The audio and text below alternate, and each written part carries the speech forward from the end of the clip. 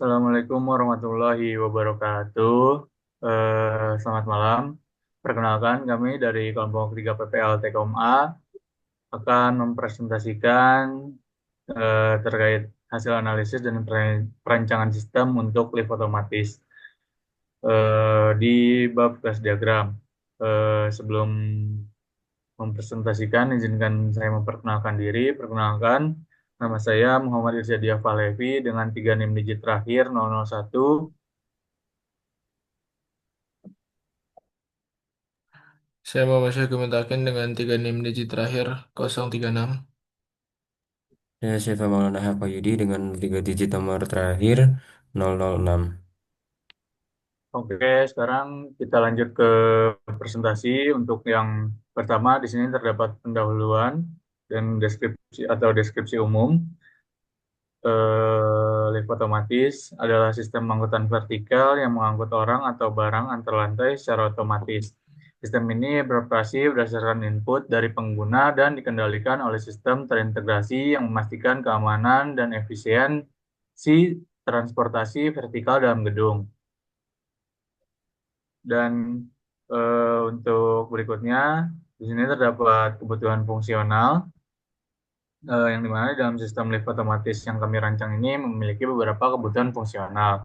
Untuk yang pertama, di sini terdapat sensor, yang dimana di dalam sensor ini ada load sensor yang fungsinya untuk membaca berat total saat pintu akan ditutup. Lalu ada door sensor untuk mendeteksi jika pintu tidak tertutup rapat atau ada objek yang menghalangi. Lalu ada emergency sensor untuk mendeteksi input darurat atau kondisi abnormal. Dan yang terakhir ada position sensor untuk mendeteksi posisi lift pada lantai tertentu.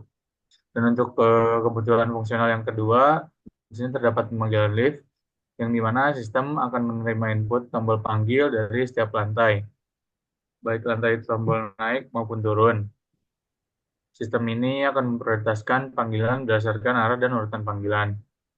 Nah, lalu yang ketiga, terdapat pemilihan lantai, yaitu penumpang dapat memilih lantai tujuan dari panel kontrol dalam kabin lift dan sistem akan menyimpan antrian tujuan serta navigasi lift secara efisien.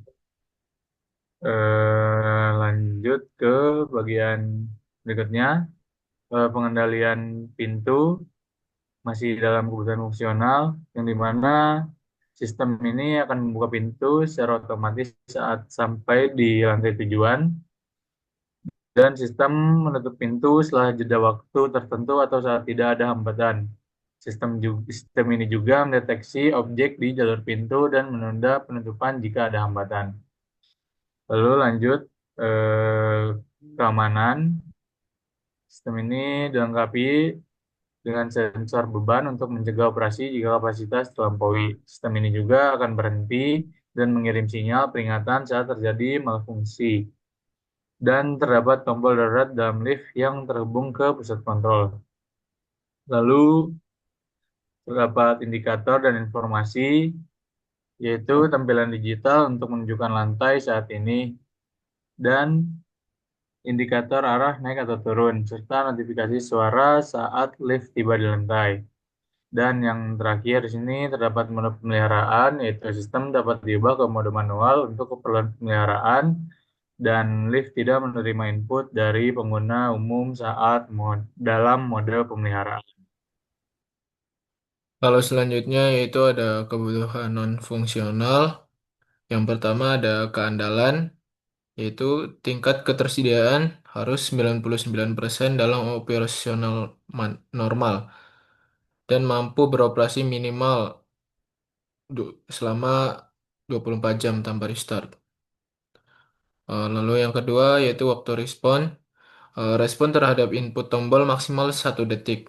Waktu tunggu rata-rata maksimal 30 detik per panggilan pada beban normal. Lalu yang ketiga ada keamanan fisik, yaitu material kabin harus tahan api dan tahan benturan. Sistem juga harus otomatis mengatasi pemadaman listrik. Em, Lalu yang keempat yaitu skalabilitas. Sistem juga harus dapat diintegrasikan dengan lebih banyak lantai jika bangunan diperluas, dan jumlah aksesnya dapat ditambah jika kawasan diperluas. Lalu yang kelima yaitu pengguna antarmuka pengguna. Antar pengguna, antarmuka, antarmuka harus ramah dibaca oleh pengguna dengan spesifikasi tombol besar dan indikator yang mudah dapat dibaca, dilengkapi dengan braille dan suara yang memudahkan aksesibilitas ya, bagi penyandang disabilitas. Lalu lalu yang keempat ada batasan sistem. Sistem tidak dapat digunakan untuk transportasi barang berat di luar batas maksimal, yaitu ini seperti threshold beban lah. Terus sistem juga hanya di hanya digunakan dalam gedung indoor. Lanjut. Baik, selanjutnya saya akan menjelaskan di bagian kelas diagram. Di bagian kelas diagram ini, berdasarkan analisis kebutuhan, kami merancang kelas diagram untuk sistem lift otomatis. Kemudian pada kelas diagram ini berfungsi untuk memvisualisasikan struktur sistem dengan menampilkan kelas-kelas, atribut, operasi, dan hubungan antar kelas. Baik, lalu mari kita bahas kelas-kelas utama dalam kelas diagram ini. Pada bagian pertama terdapat lift controller, di mana lift controller ini merupakan kelas inti yang mengendalikan operasi lift dan memiliki atribut yaitu current floor, target floor, is door open, is overload, dan memiliki operasi call lift, select floor, move to floor, check overload, open door, dan close door. Kemudian kelas emergency system.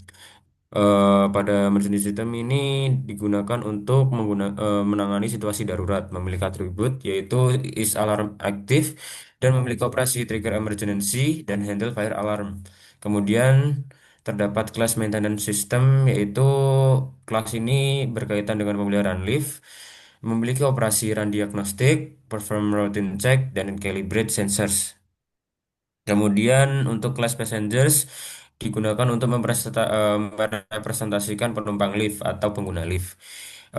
Kelas ini memiliki operasi yaitu press button untuk menekan button, enter lift untuk memasuki lift, dan exit lift untuk keluar dari lift. Kemudian terdapat kelas technician yaitu teknisi lift. Digunakan untuk merepresentasikan teknisi pemeliharaan ketika lift terjadi gangguan atau mati daya.